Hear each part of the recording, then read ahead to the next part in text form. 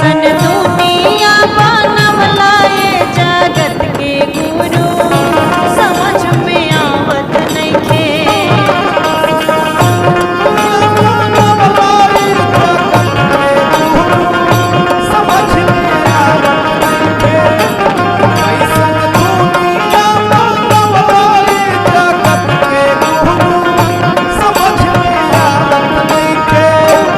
कैसन दुनिया बनवला ये जगत के गुरु समझ में आवत नइखे।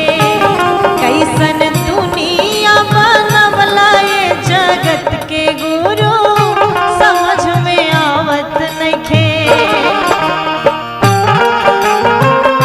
जय हो,